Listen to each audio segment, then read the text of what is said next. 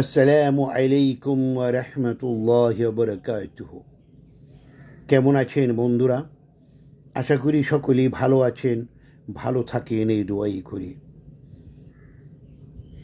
কিছু কথা বলবো পবিত্র কুরআন মজিদের একটি আয়াত আপনাদেরকে বাংলায় শোনাবো। সূরা সেজদা আয়াত নম্বর 13। আল্লাহ পাক বলেন, আমি চাইলে প্রত্যেক ব্যক্তিকে হেদায়েত দিয়ে দিতাম, কিন্তু আমার পক্ষ থেকে যে ঘোষণা আজ সত্য প্রমাণিত হলো যে আমি মানুষ ও জিনদের মধ্য থেকে এদের সবাইকে দিয়ে দুজক পূর্ণ করব। এই আয়াত দ্বারা আল্লাহ রাব্বুল আলামিন এটি আমাদেরকে বুঝিয়েছেন যে ইচ্ছা করলেই পৃথিবীর কোনো মানুষ হেদায়েত দিতে পারবে না, সমস্ত ইচ্ছাটা ওনার কাছে। কারণ মানুষ সৃষ্টির 50,000 বছর আগে তকদির লেখা হয়েছে। তকদিরকে তো অস্বীকার করা যাবে না, অস্বীকার করলে ঈমান থাকবে না। তো আল্লাহ রাব্বুল আলামিন কাকে কোথায় দিবেন, কার জীবনে কি ঘটবেন, তা তো সবই লিখে রেখেছেন। নুরা পাগলাকে নিয়ে যারা পক্ষে কথা বলছেন তাদেরকে আমার প্রশ্ন, তার তকদিরে লেখা ছিল তার জীবনটা এরকম হবে, মৃত্যুর পরে তার আগুন দিয়ে পুড়িয়ে ফেলা হবে, তাই হয়েছে। এটা নিয়ে বাড়াবাড়ির কিছু নাই।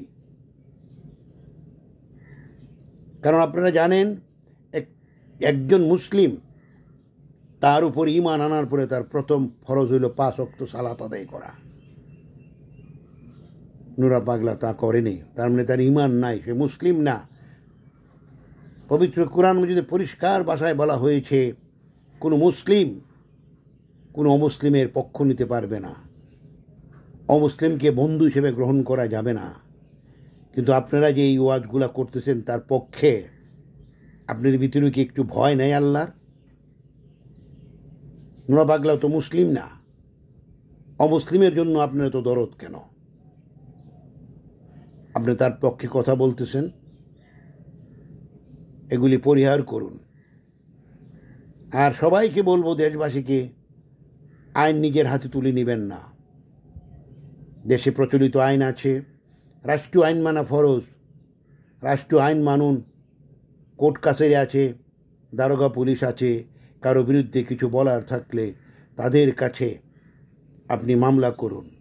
তৌহিদি জনতার নাম দিয়ে আপনারা একসাথে হয়ে সেরে একজনের বাড়ি ঘর ভাঙবেন, লুটতরাজ করবেন, ইসলাম এটা সমর্থন করে না।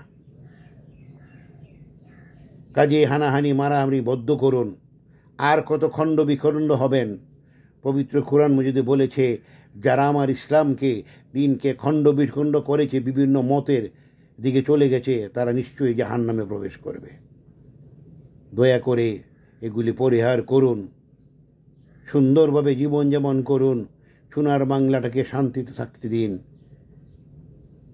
আপনি তো মুসলিমই না যদি আপনার হাত পা চোখ থেকে মুখ থেকে আরেকজন মুসলিম নিরাপদ না থাকেন। সহিহ হাদিস দ্বারা প্রমাণিত নবীজি বলেছেন। কাজে সকলকে অনুরোধ করব, আসুন সহিহ সুন্নাহ মেনে চলি, সহিহ ইবাদত করি, নবীর কথা মতন চলি, জান্নাত লাভের চেষ্টা করি। ধন্যবাদ সবাইকে।